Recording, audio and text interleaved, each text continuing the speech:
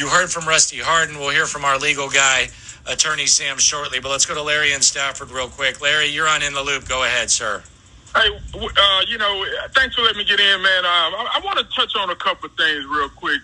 If you're somebody that, is a fan of Deshaun Watson and you make comments about, you support him and stuff like this, there's a lot of people out here, man, that tend to just fly off the cuff, just making you make the assumption that you don't have respect for the process of what those young ladies may be claiming or went through and things like that. And so then they say silly stuff like, well, what if that was your daughter, or what if that was your wife that he did that to, and all this other stuff. And so I listen to all that stuff, and then I start thinking, well, if you really want to know, I'm pretty sure I've trained my daughter and my wife to how to handle themselves in a situation like that, because they gonna kick some ass like their daddy would or their husband would.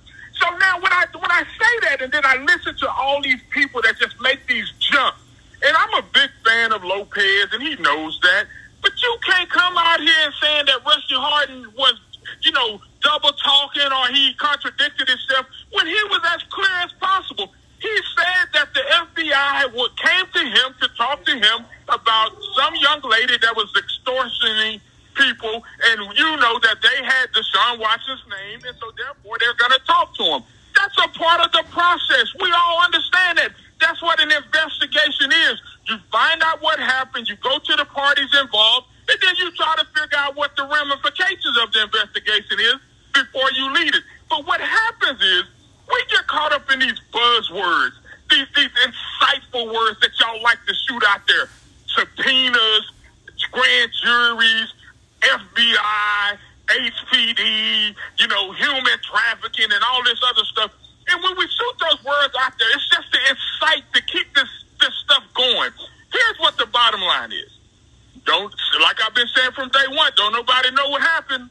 And until somebody goes into a grand jury room and sit their ass in a box and put their hand on a Bible and swear to tell the truth, the whole truth, and nothing but the truth, you can say whatever the hell you want to say out here on these streets in the public opinion. But when your ass is under oath, you might want to go ahead and tell the truth. Because where I'm sitting, I support the young lady's right to be heard. I support the young lady's right to have an attorney. I'm still waiting on somebody to tell me where the evidence is. And once that comes out, whether or not they have a blue dress, whether they have a Ring camera video of it, or anything else, then we'll start evaluating this other stuff. And let's talk about Miss Lawson real quick, and I'll let y'all go on this. If she sent a text message, just a text message to Deshaun, what was she apologizing for?